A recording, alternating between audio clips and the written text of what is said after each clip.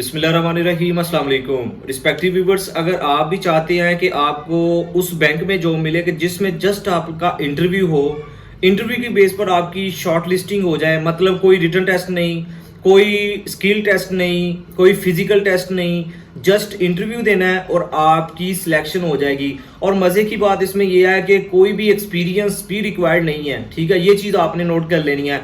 उससे भी बड़ी मज़े की बात यह है कि भाई पोस्टिंग आपके सिटी में होगी और एक ठीक ठाक आपको लमसम दिया जाएगा, मतलब परमानेंट जॉब है और सैलरी भी अच्छी है, ठीक है। ये चीज़ आपने नोट कर लेनी है। तो बिल्कुल मैं आप लोगों के साथ एबीएल रिसेंटली, आप लोगों को पता है कि एबीएल में जो टेलर का बैच आया, हर साल मतलब 2 दफा साल में इनकी जॉब्स की अनाउंसमेंट होती है। परमानेंट पोजीशंस है, आपके नियरेस्ट आपके सिटी में आपकी मतलब पोस्टिंग होगी, ठीक ठाक सैलरी पैकेज आपको दिया जाएगा। तो बड़ी अच्छी अपॉर्चुनिटी है। टेलर बैच 2026 कैशियर बेसिकली इसको कहा जाता है। तो भाई इसमें क्या क्राइटेरिया है, जल्दी से आप नोट कर लें। वैसे मैं एक चीज़ आपको स्टार्ट में ही बता देता हूँ, कोई मुश्किल क्राइटेरिया नहीं है। जस्ट आपका ग्रेजुएशन इन्होंने मांगा है। अगर आपकी बीए, बीएससी, एमकॉम, ठीक है, कॉमर्स से बैकग्राउंड है फिर भी वेल एंड गुड। अगर आपने बीएस ऑनर किसी भी सब्जेक्ट में किया हुआ है तो आप एलिजिबल अप्लाई कर सकते हैं, कोई भी मसले वाली बात नहीं है। अगर आपके माइंड में ये हो कि भाई बैंकिंग सेक्टर में कॉमर्स वालों को शॉर्टलिस्ट किया जाता है, तो ये बिल्कुल आपकी मतलब एक रॉन्ग थिंकिंग है, ठीक है। ऐसा कोई नहीं है। मैं बहुत सारे ऐसे टेलर्स को जानता हूँ, कैशियर्स को जानता हूँ, या एमटीओ की बात कर लें, जो इनका जैसे एमटीओ का भी प्रोग्राम आता है, ठीक है। तो उसमें भी जिनका कॉमर्स से दूर दूर तक कोई बैकग्राउंड नहीं ना, बीएस इंग्लिश वाले, पाक स्टडी वाले, ठीक है, केमिस्ट्री वाले, भाई वो भी काम कर रहे हैं एबीएल में एज अ कैशियर की बात कर लें, एमटीओ की बात कर लें। तो आपने बिल्कुल परेशान नहीं होना। अगर आपकी बस 14 साल तलीम की रिक्वायरमेंट है, फ्रेश आपके पास कोई एक्सपीरियंस भी नहीं है, अगर है तो वेल एंड गुड, अगर नहीं है तो इन्होंने लिखा हुआ है कि फ्रेश वालों को इनकरेज किया जाता है, मतलब कि उनको ज्यादा प्रेफरेंस दी जाएगी। ऑफ कोर्स अगर एक्सपीरियंस है वो थोड़ा सा आपके लिए बेनिफिशियल होगा, लेकिन अगर नहीं है तो आपने टेंशन नहीं लेनी, ये मैं आपको एडवांस में बता रहा हूँ।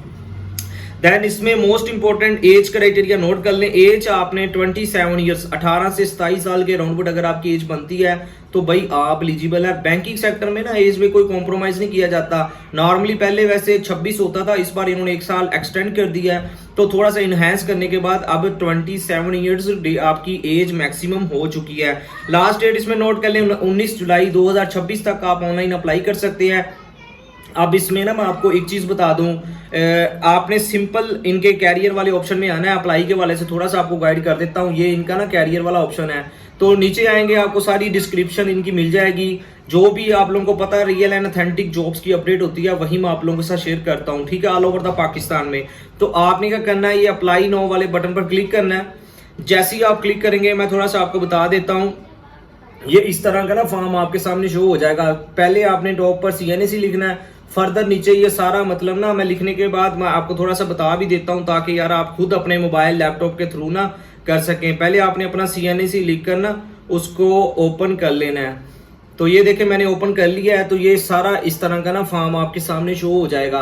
अब बेसिक सी चीजें हैं, कोई इतना इसमें कोई मुश्किल वाला काम नहीं है। मैं इस वेबसाइट का लिंक डिस्क्रिप्शन में दे दूंगा, आप इस फॉर्म पर ना पहुंच जाएंगे, राइट।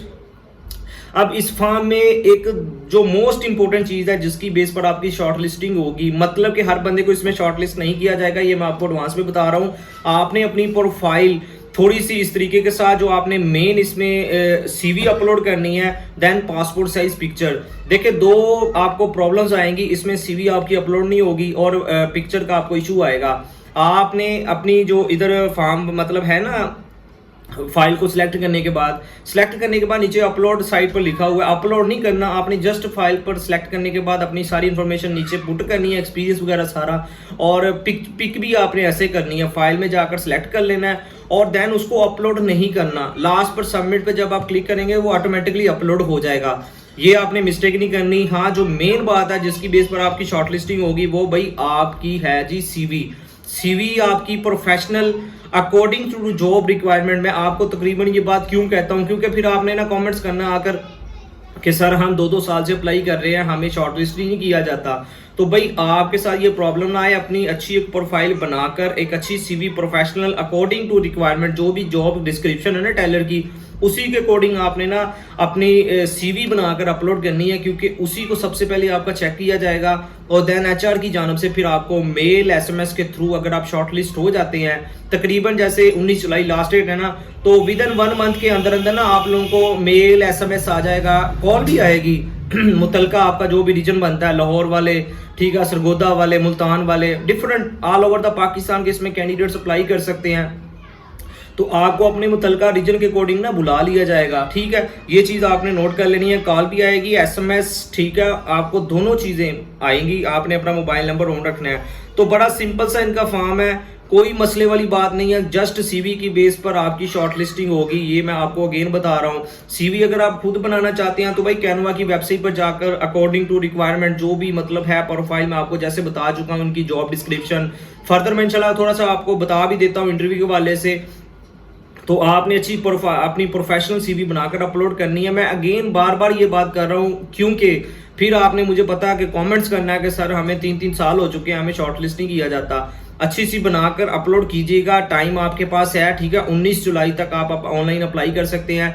बाकी अगर आपने मेरे टीम मेंबर से एक प्रोफेशनल एटीएस सीवी बनानी है तो आपको मैं डिस्क्रिप्शन में नंबर दे दूंगा, आप मेरे से भी बनवा सकते हैं।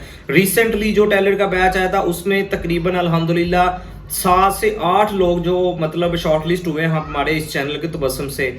क्योंकि मैं ये नहीं कहता कि उन्होंने हमसे सीवी बनाई और शॉर्टलिस्ट हो गए, भाई उनका इंटरव्यू में खुद का रोल था। बाकी मैंने खुद थोड़ी सी गाइडलाइंस मतलब एक सेपरेट वीडियो भी बनाई हुई है इंटरव्यू के वाले से। पर्सनल नंबर जो मैंने दिया हुआ है इंटरव्यू के वाले से, उन्होंने पर्सनल गाइडलाइंस भी ली थी। क्योंकि इनका कोई जस्ट एक इंटरव्यू तो होना है, टेस्ट कोई होना नहीं, फिजिकल कोई होना नहीं, स्किल टेस्ट तो होना नहीं, जस्ट एक इंटरव्यू है। इंटरव्यू में अगर आप उसका पैनल का दिल जीत लेते हैं तो भाई आपकी शॉर्टलिस्टिंग आपकी भी हो जाएगी। तो अगर आप ग्रेजुएशन करके घर में फारग बैठे हुए हैं तो आपने जरूर अप्लाई करना है इस टेलर की अपॉर्चुनिटी के लिए। ये परमानेंट पोजीशन ऑलमोस्ट, इसको आप समझिएगा। सैलरी भी तकरीबन इसमें आपकी 55,000 प्लस इसमें आपकी सैलरी होगी, बल्कि इस बार में भी आपकी 60,000 प्लस हो, क्योंकि जो लास्ट बैच था उसकी तकरीबन थी। लेकिन अब जैसा कि आप लोगों को पता है हर साल नए बैच के अकॉर्डिंग सैलरी का इजाफा, और फर्दर इसके अलावा आप लोगों की पोस्टिंग आपके सिटी में होगी। और देन इसके अलावा जो भी लोन की फैसिलिटी विदाउट इंटरेस्ट मतलब कार की फैसिलिटी, वो तो ऑफ कोर्स आपको एज अ बैंकिंग एम्प्लॉई मतलब साथ साथ बेनिफिट्स भी आप लेते रहेंगे। तो अगर आप एलिजिबल हैं इस अपॉर्चुनिटी को जरूर मतलब आपने अवेल करने की कोशिश करनी है। देखिए मेरा काम है आपको जस्ट गाइडलाइंस देना, आपको टाइम टू टाइम अपडेट करना। अब फर्दर काम है जी आपका अप्लाई करना। अप्लाई के वाले से मैं आपको वैसे बता देता हूँ, फिर आप मुझे कह रहे होते हैं कि सर हमसे ये इस स्टेप पर प्रॉब्लम आ रही है। 2 प्रॉब्लम्स थी जो मैंने आपके साथ शेयर कर दी हैं, सीवी और पिक के वाले से। बाकी अगर आप मेरे टीम मेंबर से अप्लाई करवाना चाहती हैं तो आपको मैं अगेन बता रहा हूँ, डिस्क्रिप्शन में नंबर है, ठीक है। आप मेरे टीम मेंबर से अप्लाई सीवी के वाले से सर्विसेज ले सकते हैं, इसमें कोई मसले वाली बात नहीं है। हाँ, डिस्क्रिप्शन में मैं आपको अपने व्हाट्सएप चैनल का लिंक भी दे दूंगा इंशाल्लाह। अगर आपका कोई भी क्वेश्चन कमेंट सेक्शन में आप पूछते हैं जिसका मैं मतलब डिटेल में आंसर देना चाहूँ तो वो मैं अपने व्हाट्सएप चैनल पर वॉइस मैसेज के थ्रू मतलब ना उसका आंसर दे देता हूँ, ठीक है। तो आपने विदाउट एनी हेजिटेशन कोई भी आपका इन जॉब्स के रिगार्डिंग मतलब बनता है ना क्वेश्चन, तो आप मुझे कमेंट सेक्शन में पूछे, मैं डिटेल में इंशाल्लाह वॉइस मैसेज आप लोगों को व्हाट्सएप चैनल पर शेयर कर दूंगा। तो अगेन आखिर पर एक अच्छी अपॉर्चुनिटी है, ठीक है। अगर आप बेरोजगार हैं तो उसको जरूर आपने अवेल करने की कोशिश करनी है। तो आखिर पे यही कि अल्लाह पाक आपको आपके हर नेक मकसद में कामयाब फरमाए। अल्लाह पाक हम सब पर अपनी रहमत का नज़ूल फरमाए। Thank you for watching, take care, अल्लाह हाफिज।